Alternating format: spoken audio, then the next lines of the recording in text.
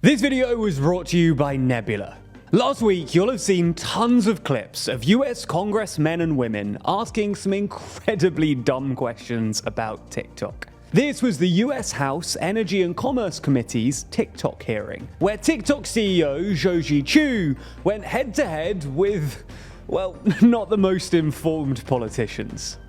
Now, these politicians might have been asking Mr. Chu questions about the app, but it seemed that they already had the answers they needed, with many obviously heading into the hearing with a clear intention of banning TikTok. The thing is that while this argument isn't necessarily being pushed by the smartest sounding or most informed group of politicians you could find, the case does actually still have merit.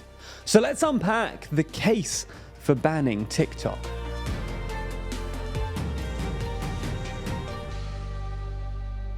Before we get into the case for banning TikTok, a quick overview of the company. As you surely already know, TikTok is the increasingly popular app which presents users with a stream of vertical videos which can be scrolled through essentially forever. The app is owned by a company called ByteDance, who also own a number of other products. But most importantly for this story, they also own Douyin, a version of TikTok available in China. Now, ByteDance themselves are Chinese too, founded in Beijing in 2012 and still headquartered there 11 years later. Anyway, that's the background of the company. Here are the three core arguments for banning it: privacy, propaganda, and well-being. Because ByteDance is a Chinese company, that means that they're subject to Chinese law, including the China Internet Security Law. That's a law which can compel any Chinese business to hand over data to the Chinese government upon request. Now, I'm sure I don't need to explain why this is a privacy concern to many. Any government skimming over user data, no matter how frivolous said data may be, without recourse and without you even really knowing it's happening, is a little alarming. And when it's a government like China, it's perhaps doubly worrying. Now, TikTok responds to these concerns by saying that they store all US user data on servers in America and Singapore. And as such, the Chinese parts of the business and the Chinese government have no access to American user data. However, just last summer, reports emerged that ByteDance employees working in China could in fact access US data. And worse still, they regularly access TikTok users' private information. Former employees also told CNBC that boundaries between TikTok and ByteDance were so blurry as to be almost non-existent. So common was this practice that TikTok employees were quoted as saying that everything is seen in China. And one director within the company explained how an engineer in Beijing, known as the master admin, has access to everything, implying that the Chinese government probably could too. Following these complaints, TikTok's VP, Michael Beckerman, clarified that we have never shared information with the Chinese government, nor would we. The problem is that if the data can indeed still be accessed from China, then ByteDance wouldn't need to give the Chinese government permission. They could be compelled to provide any data they requested, as explained by Brian Cunningham, Executive Security Director at the University of California. An issue that, when pushed on, Beckerman refused to comment on. Now, to try and address these concerns yet further, TikTok is working on Project Texas, a plan which would see all US data transferred to Oracle-owned servers in Texas, at which point TikTok-owned servers would then be wiped. Now, this would create a clearer divide for sure, but it's yet to actually happen. And even if it were to actually happen, US Senators Mark Warner and Marco Rubio, chair and vice chair of the Senate Select Intelligence Committee, commented that TikTok will still ultimately control all access to the cloud-hosted systems. The risk of access to that data by PRC-backed engineers, or the Chinese Communist Party, remains significant in light of corporate governance irregularities. So it seems that TikTok's struggling to convince everyone. And even if they could move data somewhere where everyone agreed that it was perfectly safe, people would still be concerned about Chinese propaganda. Now, when people talk about propaganda on TikTok, it's easy for it to sound a little farcical. You could easily think, of course China isn't using TikTok for propaganda. My timeline is full of stupid memes and dancing, not pro-Chinese messages and military parades. And sure, that's certainly true, unless you're weirdly into marching perhaps. But that's not how propaganda works. Successful propaganda works by you not noticing, by very, very subtly and slowly changing the narrative and your perceptions. Not so you suddenly want to become a Chinese citizen or something, but so that you maybe begin to sour on your own country or democracy. A trend which is on the increase among young people right now. Now, there are myriad reasons not to like your own country at the moment. I can sure think of some. And democracy doesn't look the strongest at the moment. But there is concern that if the CCP does have access to TikTok, it could even subtly shift the needle towards content it likes and slowly change the West's perceptions. Or they could more simply just hide things about China that they don't want you seeing. In fact, research has shown that TikTok buries or hides words reflecting certain political movements, including criticism of Vladimir Putin, as well as hashtags related to gender or sexual orientation. Now, the app insists that this is something they no longer do, but they certainly have and could. Now, this might all sound wild and a bit tinfoil hatty, but from China's perspective, it'll be pretty logical, right? If they have control over an app which hundreds of millions of people literally can't get enough of, a feed of videos which entertain and inform young people when they're first forming their own opinions, wouldn't it just make sense to use this tool for your own geopolitical needs?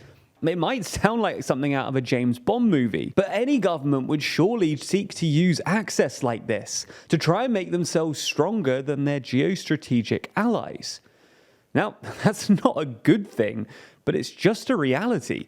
China's essentially been handed the world's most powerful propaganda tool, and to assume they won't use it feels a little naive. After all, America certainly would. In fact, TikTok's UK Director for Public Policy actually admitted that this kind of manipulation happens on the app. In a parliamentary committee hearing, she said that TikTok had censored content that was critical of the Chinese government in regard to the forced labor of Uyghur Muslims in China. Although she did later claim that she'd misspoken after the hearing had concluded. Now, TikTok does argue that China doesn't have any involvement, and again, this certainly could be true. However, analysis conducted by Forbes found that at least 300 ByteDance employees previously worked for Chinese state media outlets. And worse, at least 15 simultaneously worked for TikTok and state media outlets.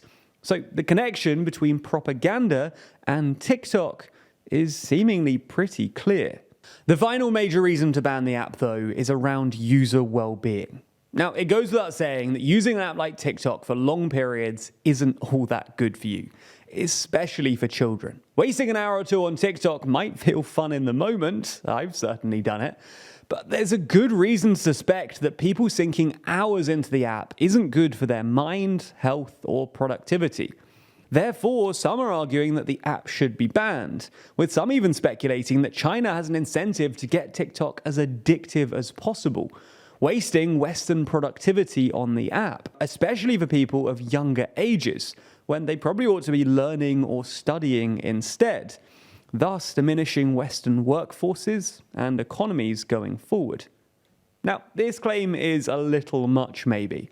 They made a fun app. It's not necessarily fair to pretend that this was all just a grand ploy to waste Western man hours.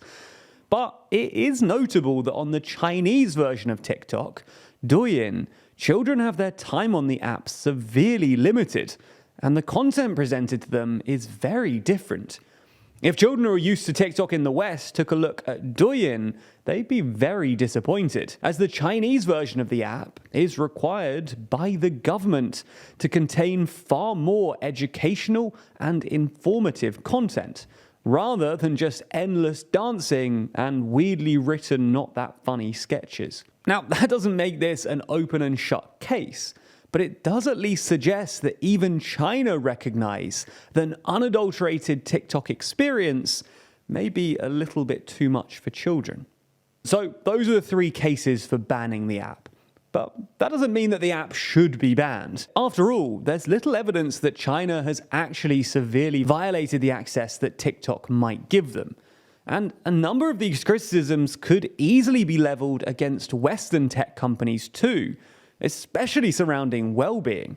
As Chu noted in the hearing, apps like Instagram have been hit by even bigger scandals, whereby they actively knew their service was harming teenage girls and allegedly did nothing about it. So is it not hypocritical for US lawmakers to point the finger at China and hold their products to a different standard? Perhaps maybe even xenophobic? Well, maybe it is a little. There certainly is a tinge of xenophobia to some of the arguments being made. But at the end of the day, the fact that it is a Chinese app is a meaningful distinction, at least politically. That's because it gives politicians far more headroom to actually ban it. Firstly, politicians may feel more comfortable pulling the trigger because while banning TikTok might upset some users, the business and economic implications of doing so are minimal. Lawmakers probably barely even consider it. While banning a US app for similar infractions would have a much more substantial impact. Also, China just can't really retaliate in this way, as they don't allow any US social networks on their market. So it's not like they could choose to ban a Western app in retaliation. Secondly, there's political consensus on this issue. Democrats and Republicans are pretty broadly aligned on this policy, meaning that even if there were electoral blowback from young people for banning the app, it wouldn't hit either party particularly hard, as they're likely to ban it hand in hand. And thirdly, and most importantly, it is a Chinese app. It's easy for people to say, well, the US are just jealous that someone else gets all of our data and gets to do the propaganda for once. But that's just not fair. You might not love the US government or the West more generally, but most people would agree that there's a serious difference between a Western-owned company and one that's potentially under CCP control, especially as China is seemingly gearing up support for a war over Taiwan, is increasingly backing Putin, and is continuing its genocide of Uyghur Muslims. Just because you don't really love either side doesn't mean that China having its finger on the scales of one of the West's biggest streaming platforms, especially for young people, is a desirable outcome. Now, that's how the politicians will see it, at least. And that's why many increasingly think that a ban is pretty inevitable in the days and weeks ahead. Now, that doesn't mean that it actually will be banned. US lawmakers would rather use the threat of a ban to force the company to spin off to become a Western or US-owned business. But it seems that China isn't all that keen on that idea. In fact, they apparently have far grander ideas when it comes to the streaming industry, with reports that TikTok is considering pushing into the music streaming market with a new streaming service of its own. We get into that in a separate video exclusively on Nebula, where we explain why TikTok wants to get into streaming and if they're a threat to the existing players. But that's not all. There's also the extended version of the daily briefing every single weekday, a bunch of exclusive explainer videos, some totally silly fun content, and all of our videos totally ad-free. And it's not just TLDR either. We're joined by a whole bunch of your favorite creators, from Wendover and Real Life Law to Johnny Harris. Which means that on Nebula, there's a whole ton of exclusive videos, early access to loads of creators, and all of the ad-free viewing you could possibly handle. And signing up using our link gets you access for just $2.50 a month. Not only that, this is the absolute best way you can support the channel. So thanks for watching, and we'll see you soon on Nebula.